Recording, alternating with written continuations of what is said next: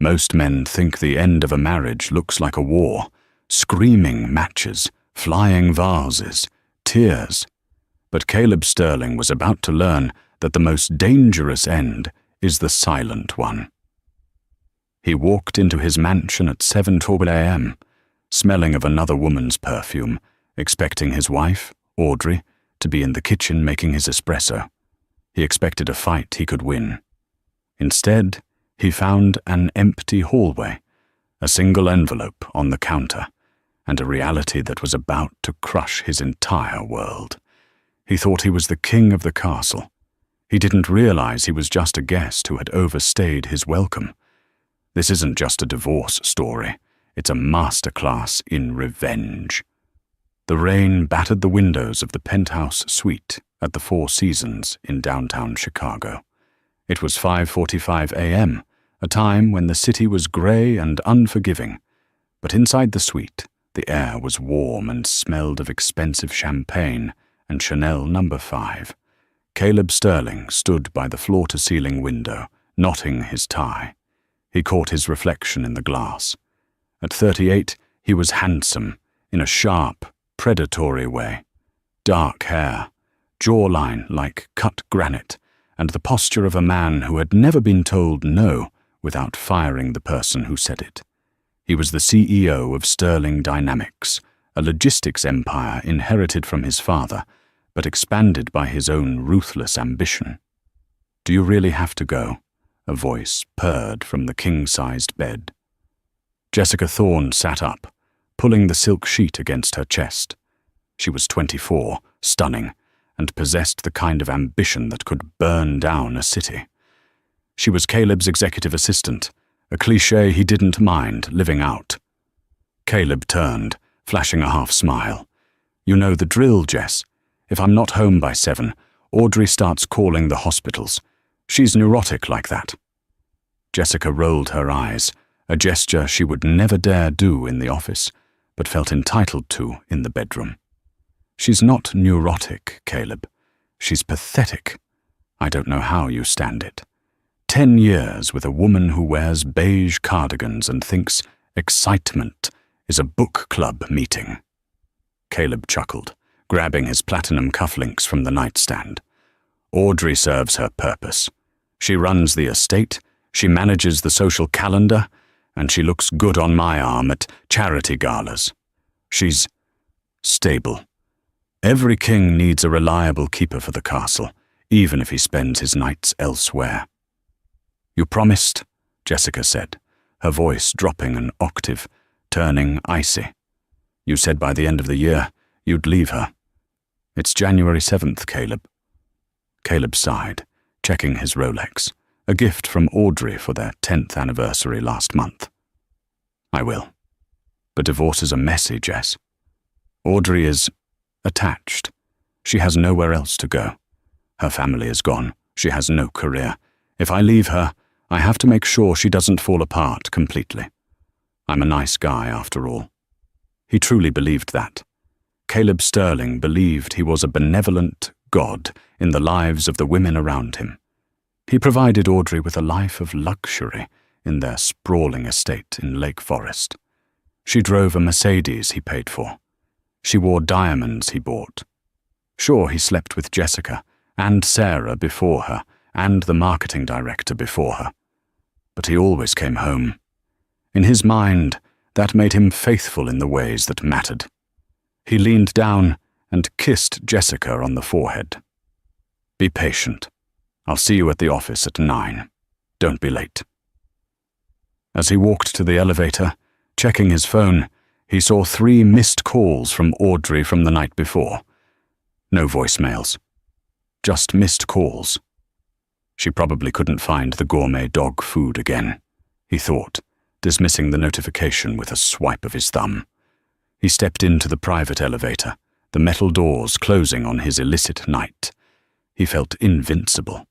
He had the business, the money, the mistress, and the dutiful wife. He was juggling fire, and he hadn't been burned once.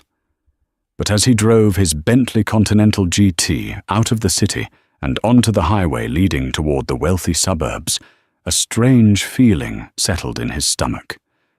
It wasn't guilt. Caleb didn't do guilt. It was something else. A quiet unease. The sky was too dark. The roads were too empty. He turned on the radio to drown out the silence, listening to the morning market reports. Sterling Dynamics stock was up. Of course it was. Everything Caleb touched turned to gold. He pulled up to the gate of his estate at 6:50 a.m. The wrought iron gates usually opened automatically when his car approached. Audrey always made sure the sensors were clean and the system was active. Today, the gates remained shut. "Damn it," Caleb muttered, rolling down his window to punch in the code. The keypad flashed red. Access denied. He frowned. He punched it in again. 1985, his birth year. Access denied. "Ridiculous," he hissed, hitting the intercom button that rang directly into the house kitchen. "Audrey? Audrey, the damn gate is jammed again. Open it up." Static. Then silence. He honked his horn, long and loud, the sound echoing through the quiet, tree-lined street. A few birds scattered from the oaks, but the house remained still. Finally, he pulled out his phone and used the master app to override the system. The gates groaned and slowly swung open. "I'm firing the maintenance guy today," he said to himself, revving the engine and tearing up the long driveway. He parked the Bentley haphazardly in front of the massive 3-story colonial house. It was a beautiful structure, white brick with black shutters, manicured hedges, and a fountain in the center of the circular drive. It was the symbol of his success. He grabbed his jacket, slammed the car door, and marched up the steps. He unlocked the front door and pushed it open, preparing his excuse. Late meeting. Battery died. Slept in the office. The usual lies that Audrey always swallowed with a sad smile. "Audrey, coffee!" he yelled as he stepped into the foyer. He expected the smell of bacon. He expected the sound of the TV in the breakfast nook. He expected their golden retriever, Buster, to come sliding across the hardwood floors to greet him. Instead, he was met with a wall of silence, so thick it felt physical. The house was cold. The heating, usually set to a cozy 72 degrees, was off. The air smelled stale, void of the lavender candles Audrey insisted on burning. Caleb walked into the living room. "Audrey?" He stopped. The living room was different. It took him a moment to realize why. The grand piano in the corner was gone. The painting over the fireplace, an original oil landscape Audrey had inherited from her grandmother, was gone. The Persian rug was gone. Panic, cold and sharp, pricked at his skin. Had they been robbed? He ran up the stairs, his heart hammering against his ribs. "Audrey!" He burst into the master bedroom. The bed was made, perfectly crisp, looking like no one had slept in it. He ripped open the closet doors, his side of the walk-in closet. His suits were there, his shoes were there. His watch collection was untouched in the glass case. He spun around to Audrey's side of the closet. It was empty. Not just messy or packed. Empty. The hangers were gone. The shelves where she kept her knitwear were bare. The shoe rack was stripped clean. Even the smell of her, that soft vanilla scent, seemed to have been scrubbed from the air. "What the hell?" Caleb whispered. He ran back downstairs, checking room after room. The guest rooms, empty. The library. His books were there, but hers were gone. The kitchen? He skidded into the kitchen. The granite countertops were gleaming. The refrigerator door was slightly ajar. He pulled it open. It was empty, save for a single bottle of water and a white envelope sitting on the middle shelf. Caleb stared at the envelope. His hands started to shake, a tremor of rage and confusion. This wasn't a robbery. Robbers didn't take old cardigans and leave Rolexes. Robbers didn't leave a note in the fridge. He grabbed the envelope. It was heavy, high-quality linen paper. On the front, in Audrey's elegant, looping handwriting, was a single name: Caleb. He ripped it open. He didn't find a tear-stained letter begging him to love her. He didn't find a suicide note. He found a legal document, and clipped to the front of it was a photograph. Caleb froze. The photo was grainy, taken in low light but undeniable. It was him and Jessica leaving the Four Seasons 3 weeks ago. His hand was on the small of her back. They were laughing. He flipped the photo over. On the back, a date and time stamp. Deck 14, 10:42 p.m. He looked at the document. It was a petition for dissolution of marriage. She knew, he whispered, the realization hitting him like a physical blow. She knew everything. But Caleb Sterling wasn't a man who got sad. He got angry. "You think you can just leave?" He shouted at the empty house, his voice bouncing off the bare walls. "You think you can walk out on me?" He pulled out his phone and dialed Audrey. Straight to voicemail. He dialed again. Voicemail. He dialed her sister, but realized he didn't have the number. He dialed the house landline, just to see if it would ring in another room. The line was dead. He threw his phone onto the kitchen island. It slid across the granite and stopped at the edge. "Fine," Caleb sneered, straightening his jacket. "You want to play games, Audrey? Let's play. You leave with nothing. I made you. I bought every stitch of clothing on your back. You want a divorce? I'll give you a war." He didn't know it yet, but the war was already over. He had lost it months ago. Caleb spent the first hour pacing the kitchen, fueling his rage with the single bottle of water left in the fridge. He was running on 2 hours of sleep and a hangover that was starting to claw at the back of his eyes. How dare she? The audacity was what stunned him most. Audrey was the woman who apologized to waiters when they got her order wrong. She was the woman who asked for permission to buy a new winter coat. She was mousy, quiet, agreeable Audrey. The idea that she had hired a private investigator to photograph him was ludicrous. Someone must have fed this to her. Probably her bitter brother, Grant. "I'm going to ruin him too," Caleb muttered. He needed to stabilize the situation. He couldn't let the staff see the house like this. The maid, Isabella, usually arrived at 8 a.m. He looked at the clock on the oven.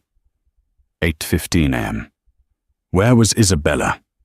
Caleb walked to the back door, looking out toward the servants' entrance. The driveway was empty. He called the cleaning service agency he used for the deep cleaning staff. "Sterling residence," he barked when the receptionist answered. "Where is my maid?" "Mr. Sterling." The receptionist's voice was hesitant. "Mrs. Sterling called yesterday to cancel the contract, effective immediately." Caleb blinked. "She cancelled it?" "Yes, sir. She said the house would be vacant." "The house is not vacant," Caleb roared. "I am in the house." "I'm sorry, sir, but the account has been closed and the final bill was paid. We can't send anyone out without a new contract." Caleb hung up, slamming the phone down. She had fired the staff. She had cleared out her belongings. She had turned off the heat. He went to the living room and sat on the only piece of furniture left, his leather recliner. He looked around the room. It felt huge and hollow. Without the rugs and the curtains, she had taken the curtains. The acoustics were terrible. Every breath he took echoed. He needed to think like a CEO, assess the damage, mitigate the risk, assets. He scrambled for his briefcase and pulled out his laptop. He logged into their joint bank account at First National. This was the account used for household expenses, groceries, utilities, her allowance. He usually kept about $50,000 in there. He typed in his password. Balance, 1242s. Caleb stared at the screen. He refreshed the page. 1242 house. He checked the transaction history. Yesterday, at 4:55 p.m., 5 minutes before the bank closed, there was a withdrawal for 48,650 bakos. Transfer to an external account. That bitch, he whispered. But that was just pocket change. The real money was in his personal accounts, his investment portfolios, the offshore holdings. Audrey didn't have access to those. Or so he thought. He logged into his main investment portal. The numbers were there. Millions. Untouched. He let out a breath he didn't know he was holding. Okay. You took the grocery money, Audrey. Cute. Go buy yourself a used Honda and cry in a motel. He felt a surge of confidence return. She could take the furniture and the petty cash, but she couldn't touch the empire. He was Caleb Sterling. He was the golden goose. He decided to go to the office. He couldn't stay in this mausoleum. He needed to be around people who feared him, people who respected him. He needed Jessica to massage his ego and tell him that Audrey was crazy. He walked out the front door, locking it behind him. As he turned to the driveway, a black sedan pulled up through the open gates. It wasn't a luxury car. It was a Ford Taurus. Government plates. A man in a cheap grey suit stepped out, holding a clipboard. Caleb Sterling? The man asked.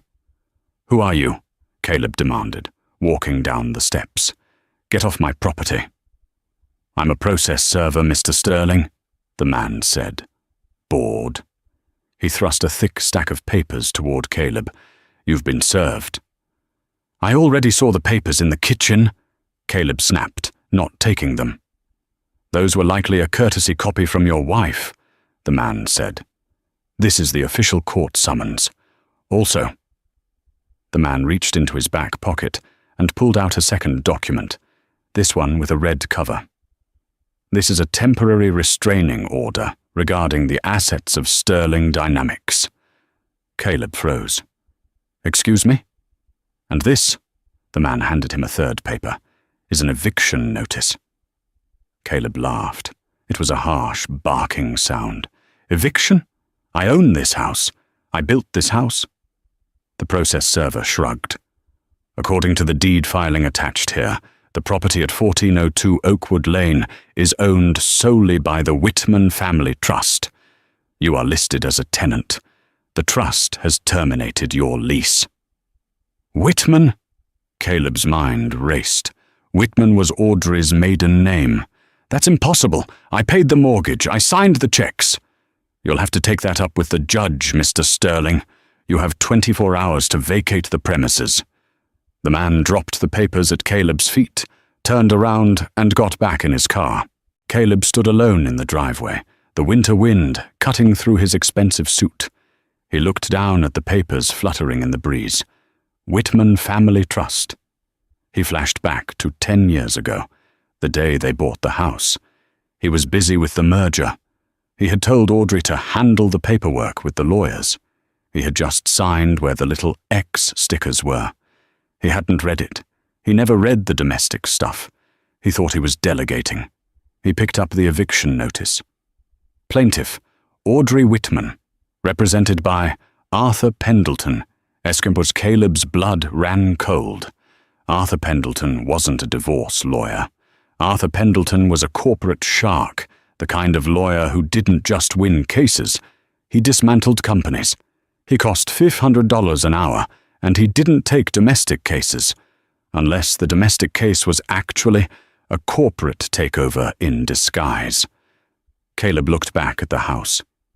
It didn't look like his home anymore. It looked like a trap that had finally sprung shut. He needed to call Jessica. He needed to get to the office.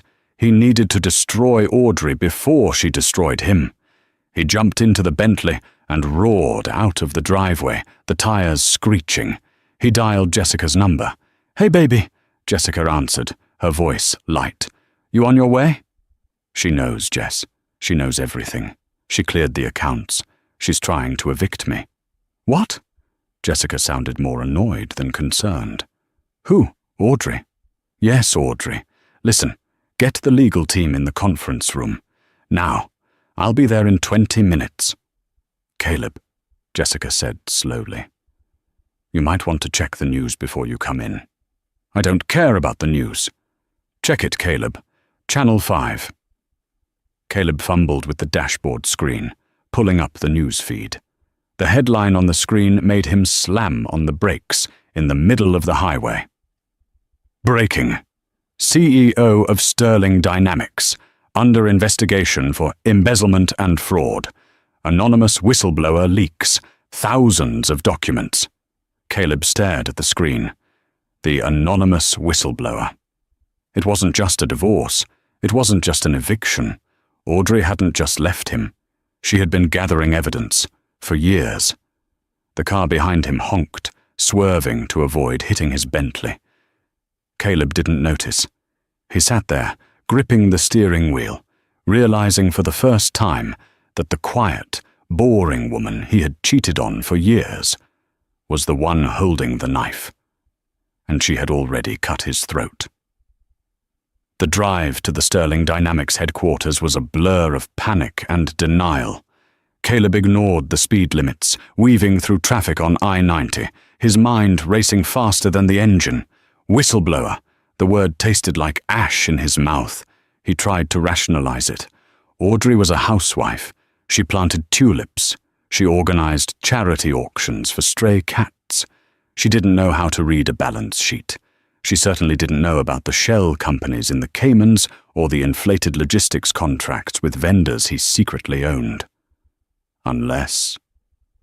He remembered the nights he brought work home, the files left on his desk in the study, the times he had drunkenly bragged about creative accounting after a few too many scotches, thinking she was just nodding along, not understanding a word. He pulled up to the glass and steel tower that bore his name. The entrance, usually pristine and orderly, was a zoo. News vans were double-parked along the curb. A swarm of reporters stood by the revolving doors, their cameras trained like sniper rifles. "Vultures," Caleb spat. He drove past the main entrance and headed for the executive parking garage underground. He swiped his keycard. Access denied. He slammed his hand against the steering wheel. "You have got to be kidding me!" He rolled down the window and shouted at the security guard in the booth. It was old Miller, a man who had worked there for 20 years. Caleb had never bothered to learn his first name. "Miller, open the gate!" Miller looked out from the booth. He didn't scramble to hit the button like he usually did.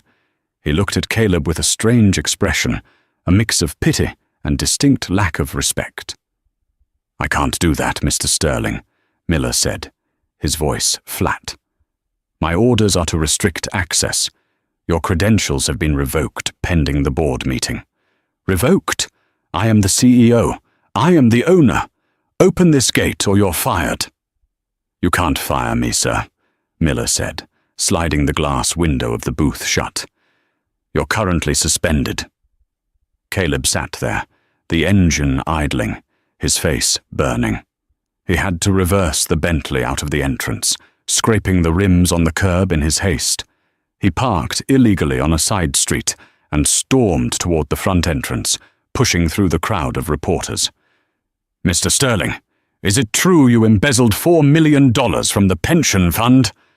"Caleb, what do you have to say about the photos sent to the SEC? Is the divorce related to the fraud investigation?" Microphones were shoved in his face. Caleb kept his head down, using his shoulder to barge through the doors. Inside the lobby, the atmosphere was suffocating. The receptionists stopped typing. The junior analysts froze near the coffee cart. Everyone watched him.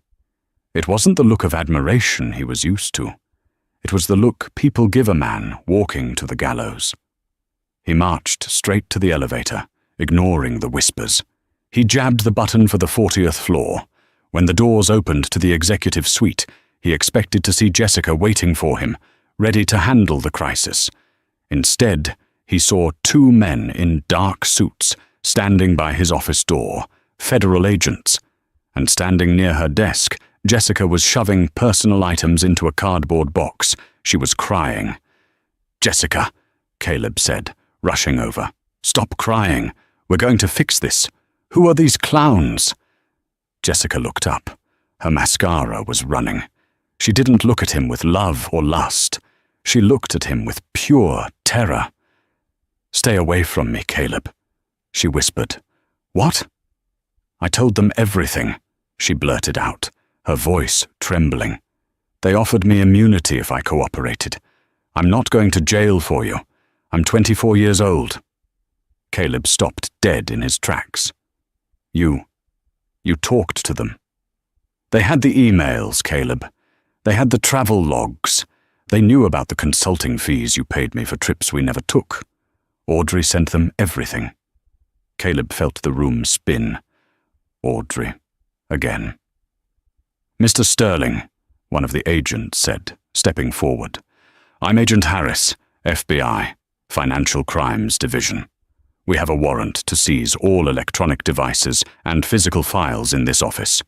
We also need you to surrender your passport." "This is a mistake," Caleb said, his voice sounding thin and weak. "My wife, my ex-wife. She's vindictive.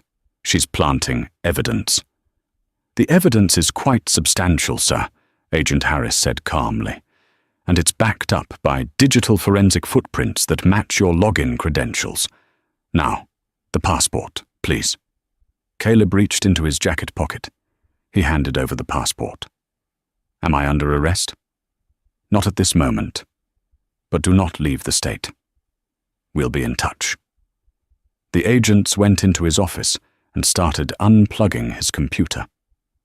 Caleb stood in the hallway, stripped of his power, watching Jessica tape up her box. "Jess," he pleaded, his voice low, "I can get you the best lawyer. We can fight this together." Jessica picked up her box. She looked him in the eye, and for the first time, he saw the calculation behind the pretty face. "There is no we, Caleb.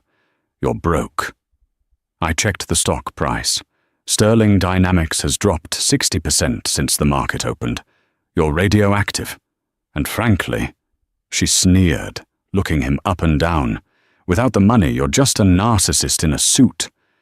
She walked past him, her heels clicking on the marble floor, leaving him alone in the corridor of the empire he thought he owned. 2 hours later, Caleb sat in the conference room of Fisk and Associates. Simon Fisk had been his personal attorney for a decade. He was a man who cost a fortune and specialized in making problems disappear. Usually, Simon greeted Caleb with a scotch and a handshake. Today, there was no scotch. Simon sat behind his desk, grim-faced, reading through a thick dossier. "Fix it, Simon," Caleb said, leaning forward. "I don't care what it costs. Sue Audrey for defamation. Sue the FBI for harassment. Sue the bank for freezing my accounts."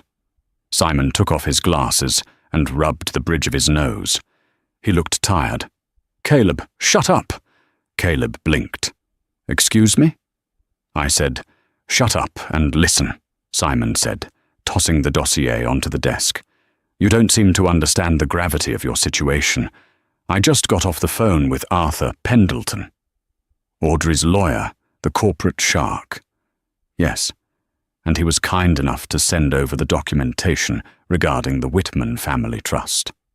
"Stop talking about that trust. I built Sterling Dynamics. My father started it, and I made it a global player. The Whitmans just helped with a loan 10 years ago." Simon laughed.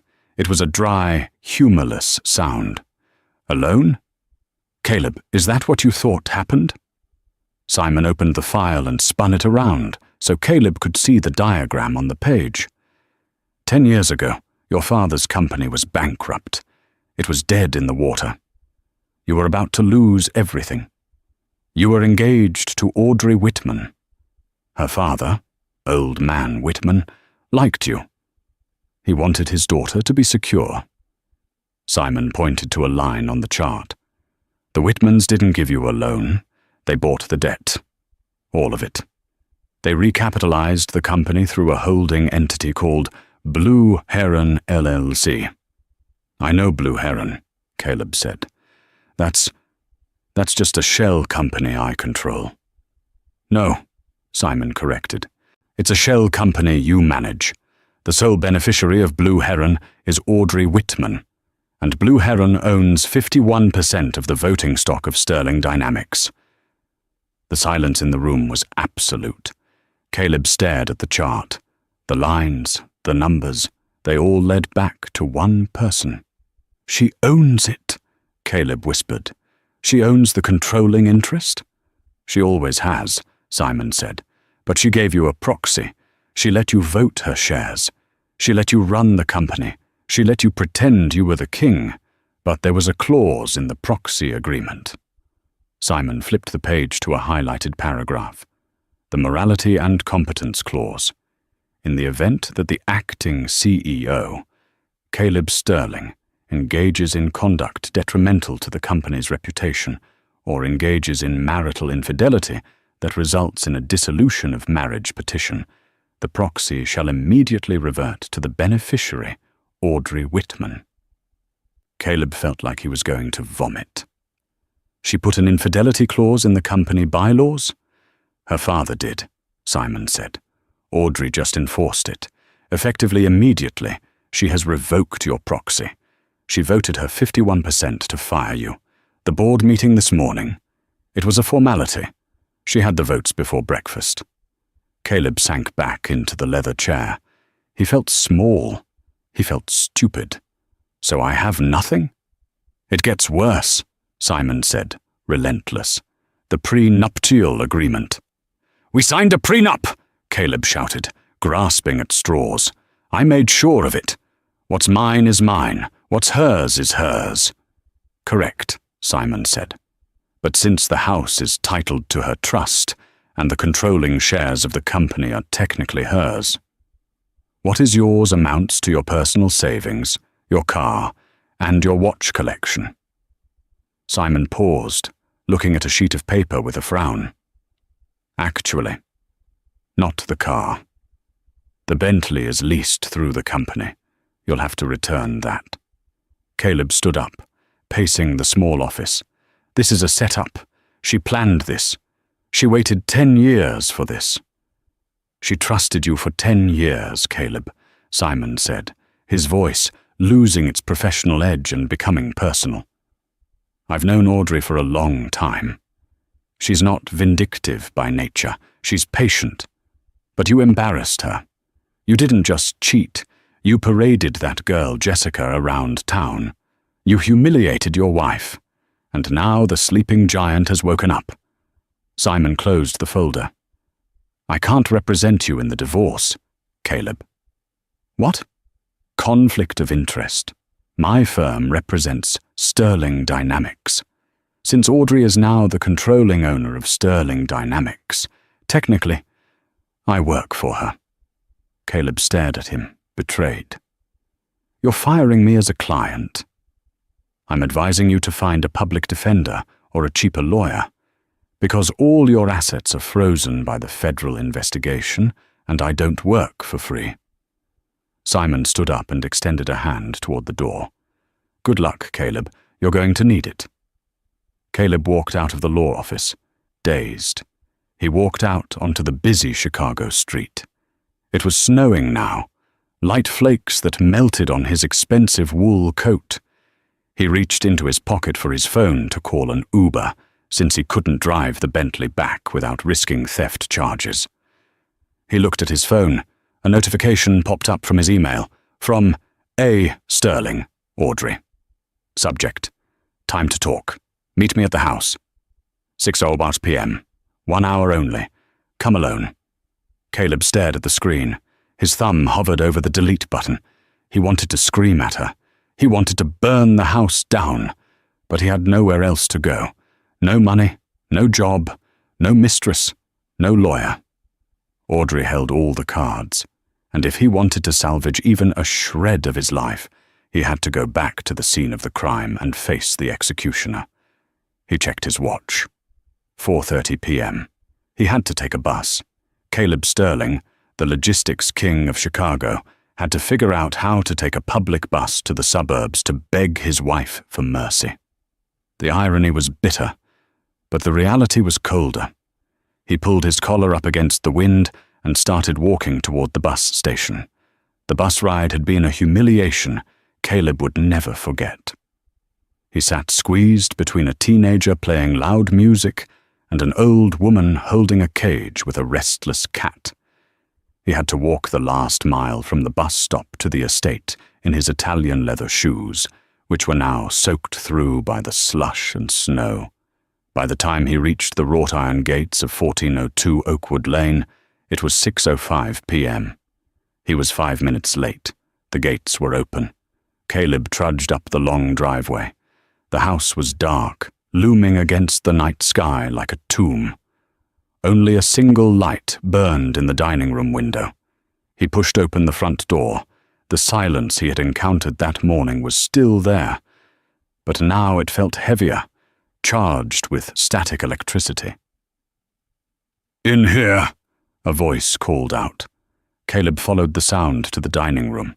The massive mahogany table where they had hosted Thanksgiving dinners for 10 years was gone. The room was completely bare, stripped down to the hardwood floors. In the center of the room sat a cheap, white plastic folding table and 2 metal folding chairs. Sitting in one of the chairs was Audrey, but it wasn't the Audrey he knew. The Audrey he knew wore oversized cardigans and kept her hair in a messy bun.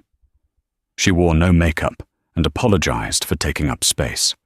This woman was wearing a tailored navy blazer with sharp shoulders, a silk blouse, and her hair was blown out straight, falling like a sleek curtain around her face. She wore red lipstick, a shade he hadn't seen on her since their honeymoon. She didn't stand up when he entered. She just watched him, her hands folded calmly on the table. "You're late," she said. Her voice wasn't shrill. It was low, smooth, and terrifyingly calm. "The bus was slow," Caleb snapped, trying to regain some dignity as he shook the snow off his coat. He looked around for a place to hang it, but the coat rack was gone. He threw it on the floor in frustration. "You enjoyed that, didn't you? Making me take the bus?" "I didn't make you do anything, Caleb," Audrey said. "You lost your license to drive the company car when you were suspended. Choices have consequences. Sit down." She gestured to the empty metal chair opposite her. Caleb scoffed, but sat down. The metal was cold against his back. "All right, Audrey," he started, leaning forward, trying to channel his boardroom persona. "You've had your fun. You scared me. You embarrassed me. Point taken. Now, let's stop this charade. Tell the lawyers to back off. Tell the FBI this is a misunderstanding. And let's talk about how we fix our marriage." Audrey stared at him for a long moment. Then, a small, genuine smile curled her lips. It wasn't a happy smile. It was the smile of a scientist watching a rat run into a wall it should have seen coming. "Our marriage?" she repeated softly. "Caleb, our marriage ended 3 years ago. That was the first time you slept with Jessica. November 12th, the night you told me you were in flight to Tokyo for a merger." Caleb froze. That's not." And before Jessica, it was Sarah. And before Sarah, it was the receptionist at the gym. "Do you want me to list the dates? I have them all in a spreadsheet." Caleb slammed his hand on the flimsy plastic table. It wobbled. "So you've been spying on me for 3 years. You're sick. If you knew, why didn't you say anything? Why did you stay?" "Because I needed time," Audrey said, opening a folder that sat on the table. "I loved you once, Caleb. I really did. When my father died and left me the company, I was grieving. I was weak. I let you take the reins because I trusted you. I thought you were the brilliant businessman you claimed to be." She slid a document across the table. "But then I started looking at the books. Really looking. And I realized you weren't a genius, Caleb. You were a gambler. You were stripping the assets of my father's legacy to fund your ego. The private jets, the consulting fees, the bad real estate deals in Dubai. Caleb looked at the document. It was a forensic accounting report of Project Cobalt, a logistics deal he had hidden in a subsidiary. I stayed, Audrey continued, her voice hardening, because if I had divorced you 3 years ago, you would have fought me for half. You would have dragged the company through a messy public trial. The stock would have tanked. I needed to wait until you made a mistake so big, so undeniable, that I could cut you out like a cancer without killing the patient. The FBI, Caleb whispered, realization dawning on him. You didn't just tip them off. You gave them the whole case. I gave them Project Cobalt, Audrey corrected. I spent the last 2 years gathering every email, every forged signature, every wire transfer. I built the case for them. I handed it to Agent Harris on a silver platter this morning. Caleb stared at her. He felt like he was looking at a stranger. The mouse had been a viper all along. Why? He asked, his voice cracking. Why destroy me? I'm your husband. You destroyed yourself, Audrey said, closing the folder. I'm just cleaning up the mess. You treated me like furniture, Caleb. You thought I was stupid. You thought because I liked gardening and quiet nights in, I didn't understand leverage. But you forgot one thing. She leaned forward, her eyes locking onto his. I'm a Whitman. My father didn't build an empire by being nice. He built it by being smarter than the men sitting across the table. I learned from the best. You just never bothered to ask me what I knew. She pulled a pen from her pocket and set it on top of a thick document. This is a settlement agreement, she said. Caleb looked at it. I'm not signing anything without a lawyer. You don't have a lawyer, Audrey reminded him. Simon fired you, and you don't have money to hire a new one. But here is the offer. She ticked off the points on her fingers. 1. You sign the divorce papers. Uncontested. You get nothing. No alimony, no asset split. 2. You sign a full confession regarding the embezzlement at Sterling Dynamics. You take full responsibility. You state clearly that the board, and specifically the Whitman Trust, had no knowledge of your actions. 3. You resign permanently from the company and surrender your voting rights. Caleb laughed, a hysterical sound. You want me to confess to a federal crime? You want me to go to prison? Why would I sign that? Because, Audrey said, pulling out a second, smaller envelope. If you sign this, I will give the FBI the second drive. Second drive? The drive that contains the evidence of your involvement with the cartel shipments through our Mexico hub.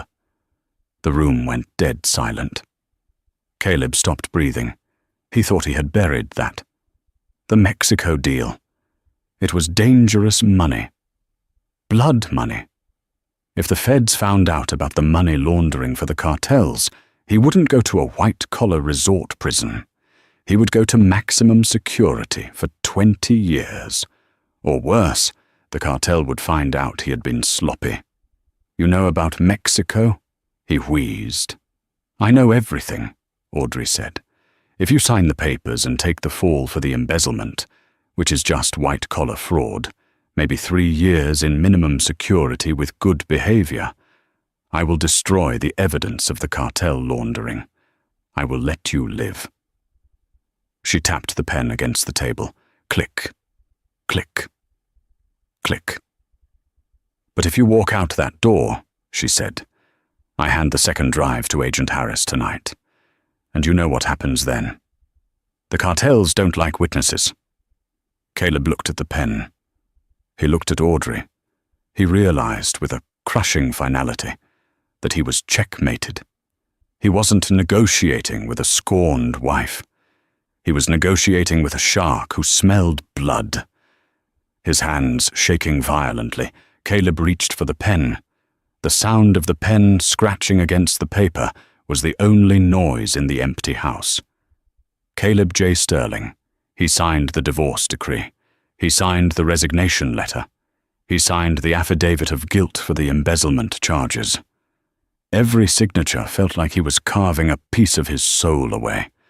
With each stroke of the ink, he went from being one of Chicago's most powerful men to being a statistic, a convict, a nobody. When he finished, he dropped the pen. It rolled across the plastic table and fell onto the floor. "Done," he croaked. "Are you happy?" Audrey didn't look happy. She looked efficient. She gathered the papers, checked the signatures, and placed them neatly into her briefcase.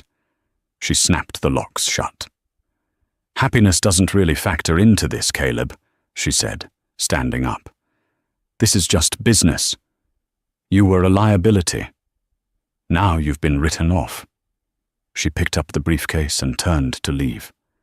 "Wait," Caleb said. He stayed seated, too broken to stand. "What happens to me tonight? I have nowhere to go. The hotels won't take my credit cards. It's freezing outside." He looked at her with pleading eyes. For a split second, he hoped the old Audrey, the one who made him soup when he had a cold, the one who worried about him, would surface. Can I stay here? Just for tonight? In the guest room? There's no bed, but I can sleep on the floor. Please, Audrey." Audrey paused at the doorway of the dining room. She looked back at him, sitting alone at the plastic table in the empty house he used to pretend was his kingdom. "No," she said. "Audrey, please. I have nothing. You have exactly what you gave me for the last 3 years," she said coolly. "Emptiness. Good luck, Caleb." She walked out into the hallway. Caleb heard the front door open. He heard footsteps on the pavement. He scrambled up and ran to the window, watching her leave. A car was waiting for her in the driveway. It wasn't her old Mercedes. It was a sleek, black Rolls-Royce Phantom. The back door opened, and a man stepped out to help her in. It was Arthur Pendleton, the corporate lawyer. Arthur took Audrey's briefcase, placed a hand gently on her shoulder, and smiled at her. It wasn't a romantic smile, but it was a smile of deep respect, the look one partner gives another after a successful closing. Audrey got into the car. She didn't look back at the house. The Rolls-Royce glided down the driveway, the red taillights disappearing through the gate. Caleb stood in the window, watching the darkness swallow them up. Suddenly, the lights in the house flickered. Click. Darkness. She had timed the electricity cut-off. Caleb stood in the pitch-black dining room. The silence was absolute. The cold was already creeping in through the walls. He sank down onto the floor, pulling his knees to his chest. His phone buzzed in his pocket. He pulled it out, the screen glowing bright in the darkness. It was a text from Jessica. "Jess, I just saw the news. They say you resigned. Are you okay? Also, my rent is due tomorrow. Can you still help?" Caleb stared at the message. He let out a laugh that sounded more like a sob. He threw the phone across the room.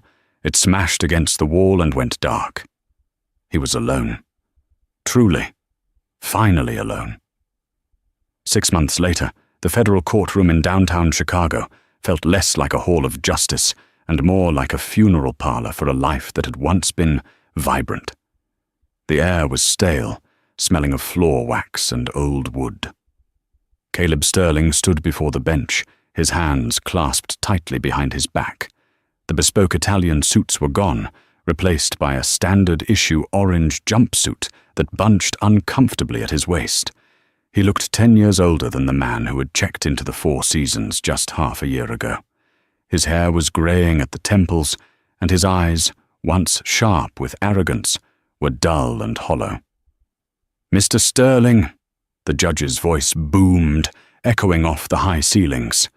For the charges of wire fraud and embezzlement, this court sentences you to 48 months in a federal correctional facility, to be followed by 3 years of supervised release." The gavel came down with a final wooden thud. Caleb didn't flinch. He just nodded, a reflex of resignation. There were no flashing cameras this time, no reporters shouting his name. The city had already chewed him up and spat him out. The scandal that had once dominated the headlines was now just old gossip. Caleb Sterling was no longer a titan of industry. He was just another inmate number. As the bailiff led him away, the heavy metal doors clicked shut, sealing his fate in silence. Meanwhile, 40 floors above the bustling streets, the atmosphere couldn't have been more different. The headquarters of what used to be Sterling Dynamics had undergone a complete transformation. The cold, intimidating black steel and glass aesthetics were gone. The executive suite was now warm, filled with natural light, rich oak furniture, and cream-colored accents. A new sign hung in the lobby, gleaming in brushed gold: Whitman Global Logistics. Audrey sat behind the massive executive desk, reviewing the quarterly earnings report on her tablet. The numbers were staggering. Since the rebranding and the purging of Caleb's corrupt projects, the stock had soared by over 200%. The company was lean, transparent, and more profitable than it had ever been under Caleb's reckless rule. A soft knock interrupted her focus. Arthur Pendleton walked in, carrying 2 crystal flutes of chilled champagne. "The board just finished the vote," Arthur said, a triumphant smile on his face as he placed a glass on her desk. "They unanimously approved the acquisition of the European shipping line. It's done, Audrey. You are officially the most powerful woman in the logistics industry." Audrey took the glass, the bubbles rising in a golden stream. She stood up and walked to the floor-to-ceiling window, looking out at the Chicago skyline. The city looked different from up here now. It didn't look like a battlefield anymore. It looked like an opportunity. "Thank you, Arthur," she said softly, taking a sip. It was a hard fight to get the trust back, but we did it. Arthur leaned against the edge of her desk, his expression turning serious for a moment. "By the way, I received a call from the prison warden this morning. Caleb has put in a formal request for visitors. He says he wants to apologize. He's begging to see you." Audrey didn't turn around. She watched a plane cut through the clouds in the distance, heading toward a destination she now controlled. She thought about the man in the orange jumpsuit, the man who had underestimated her for a decade. She searched her heart for anger, for pity, or even for satisfaction. She found nothing. He was simply a bad investment she had written off, a line item deleted from the ledger. "Tell the warden I'm busy," Audrey said, turning back to her desk and setting the champagne down next to the merger file. "I have an empire to run." She sat down, typed a command on her keyboard to finalize the European deal, and never looked back. The mouse hadn't just escaped the trap. She had bought the house, renovated it, and changed the locks. And that is the story of how Caleb Sterling learned the hardest lesson of his life. Never underestimate the person who knows where all your skeletons are buried. He thought he was the player, but he was just a pawn in Audrey's game. What do you think? Did Audrey go too far, or did Caleb get exactly what he deserved? I want to hear your thoughts in the comments below. Would you have taken the deal or fought back? If you enjoyed this story of revenge and justice, please smash that like button. It really helps the channel grow. And don't forget to subscribe and hit the bell icon so you never miss a new story. We have a crazy tale coming up next week about a lottery winner who hid his ticket from his greedy family, and you won't want to miss that. Thanks for watching.